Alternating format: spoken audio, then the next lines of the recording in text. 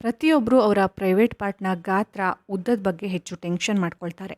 ನಮ್ಮ ಎತ್ತರಕ್ಕೆ ತಕ್ಕಂತೆ ದೇಹದ ಎಲ್ಲ ಅಂಗಗಳ ರಚನೆ ಇರಬೇಕು. ಅದು ಚಿಕ್ಕದಿದ್ರೂ ಕಷ್ಟ, ಉದ್ದವಿದ್ರೂ ಕಷ್ಟ.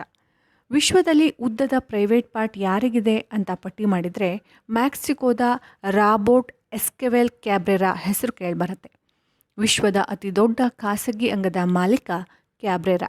ಅವನ ಪ್ರೈವೇಟ್ ಪಾರ್ಟ್ ಉದ್ದ 18.9 ಇಂಚಿತ್ತು.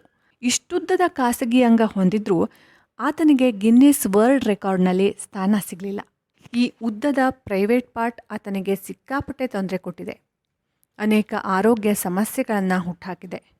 ಯೂರಿನ್ ಸೋಂಕಿಗೆ ಒಳಗಾಗಿದ್ದಾನೆ. ಆತನಿಗೆ ಸರಿಯಾಗಿ ಮಲ್ಗೋಕೆ ಆಗ್ತಾ ಇರಲಿಲ್ಲ. ದಿಂಬಿಲ್ಲದೆ ನಿದ್ರೆ ಮಾಡೋದು ಕಷ್ಟ ಆಗಿತ್ತು. ಇನ್ನು ಸೆಕ್ಸ್ ಲೈಫ್ ಬಹುತೇಕ ಸತ್ತೇ ಹೋಗಿತ್ತು. ಅಮೇರಿಕಾದಲ್ಲಿ ಇಬ್ಬರು ಹೆಂಗಸರ ಜೊತೆ ಸಂಬಂಧ ಬೆಳೆಸೋಕೆ ಆತ ಮುಂದಾಗಿದ್ದ.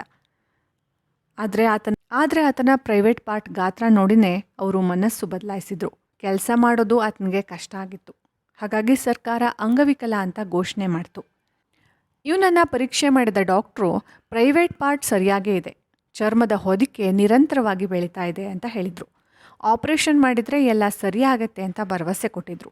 ಆದರೆ ರಾಬರ್ಟ್ಗೆ ಅದನ್ನು ಸರಿಪಡಿಸೋ ಮನಸ್ಸಿರಲಿಲ್ಲ. ಅಮೇರಿಕಾದಲ್ಲಿ ಅಶ್ಲೀಲ ಚಿತ್ರಗಳ ಸ್ಟಾರ್ ಆಗಬೇಕು ಅನ್ನೋದು ಆತನ ಕನಸಾಗಿತ್ತು. ಇತ್ತೀಚೆಗೆ ಈ ಬಿಗ್ ಪ್ರೈವೇಟ್ ಪಾರ್ಟ್ ಪಟ್ಟಿಯಲ್ಲಿ ಬ್ರಿಟನ್ನ 40 ವರ್ಷದ ಮ್ಯಾಟ್ ಬಾರ್ ಹೆಸರು ಕೇಳಿಬಂದಿದೆ. ಆತನ ಪ್ರೈವೇಟ್ ಪಾರ್ಟ್ 14 ಇಂಚು ಅಂದರೆ 36 ಸೆಂಟಿಮೀಟರ್ ಇದೆ. ಟಾಕ್ ಶೋನಲ್ಲಿ ಮಾತನಾಡಿದ ಅವ ಮೇಂಟೈನ್ ಮಾಡೋದು ಕಷ್ಟ ಅಂದಿದ್ದಾನೆ. ಯೋಗ ಕ್ಲಾಸ್ನಲ್ಲಿ ಪ್ರೈವೇಟ್ ಪಾರ್ಟ್ ನೋಡಿ ಜನ ತಪ್ಪು ತಿಳ್ಕೊಂಡ್ರಂತೆ. ಯಾವ ಲೇಡಿ ಜೊತೆಯೂ ಡೇಟಿಂಗ್ ಮಾಡೋದು ಕಷ್ಟ ಅಂತೆ. ಆಪರೇಷನ್ಗೆ ಮಾತ್ರ ಇವನು ಒಪ್ತಾ ಇಲ್ಲ. ಚಿಕಿತ್ಸೆ ಮಾಡಿದರೆ ಕೆಲ ಪಾರ್ಟನ್ನು ಕಟ್ ಮಾಡಬೇಕು. ಇದರಿಂದ ನಿಮ್ಮಿರುವಿಕೆಯ ಸಮಸ್ಯೆ ಕಾಡತ್ತೆ ಅನ್ನೋ ಆತಂಕ ಅವನಿಗೆ. ಇನ್ನು ನಮ್ಮ ಚಾನಲನ್ನು ನೀವು ಸಬ್ಸ್ಕ್ರೈಬ್ ಮಾಡಿಲ್ಲ ಅಂದರೆ ಈಗಲೇ ಮಾಡಿಬಿಡಿ. ಮಕ್ಕಳಿಂದ ಮೊಬೈಲನ್ನು ದೂರ ಇಡಿ.